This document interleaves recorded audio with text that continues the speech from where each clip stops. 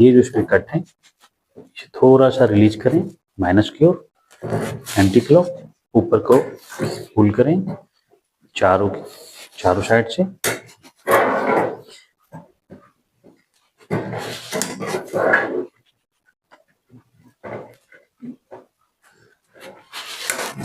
ये खोलें, ये फैन का प्रोसेसर फैन का कनेक्टर खोलें और प्रोसेसर को फैन को ऊपर उठाएं।